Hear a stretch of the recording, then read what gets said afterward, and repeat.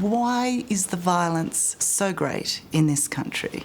We are not genetically violent. We are not... we don't have something different inside our bodies or brains. It's just... maybe we are an hyper-reactive country. We produce coffee, cocaine, very alcohol. We produce exciting drugs.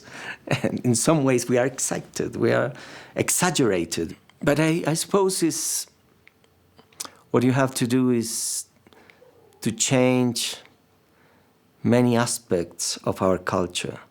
Because there are mafia everywhere, there are drug traffickers everywhere, but the Colombian drug traffickers, they were also the most violent drug traffickers in the world.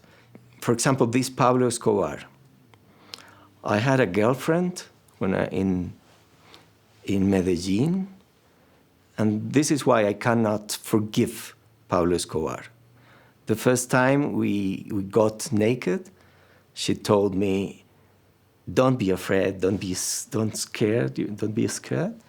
And she was with plenty, a constellation of scars everywhere, because she was behind a window when Pablo Escobar put a bomb in a police station in the year 91. And she was totally plenty of scars. And she was such a beautiful girl,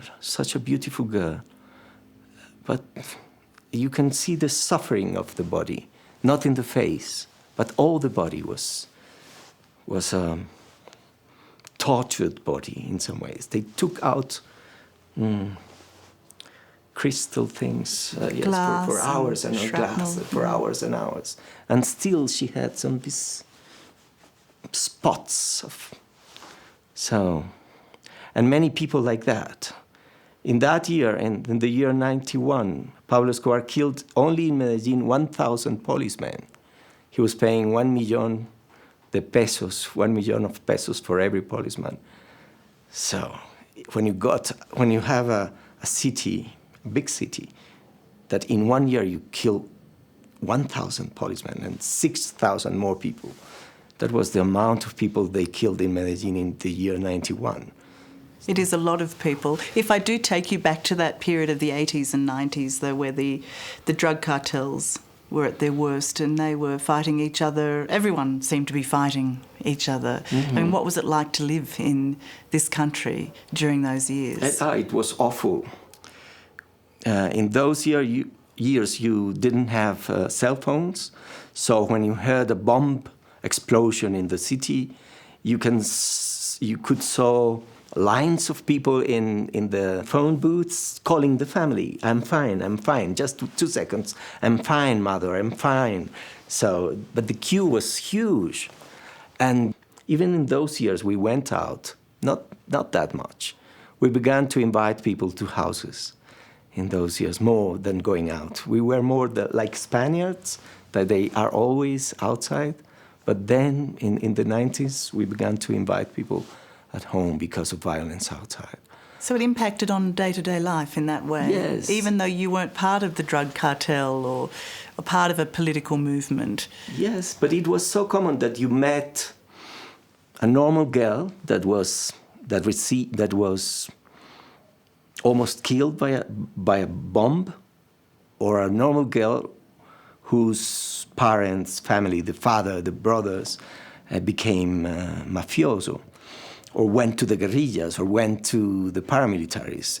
And in the poor neighborhoods, you found so many killers, what we call sicarios. What was the fear? Was it about being bombed, being caught up in a bomb, or was it about being kidnapped?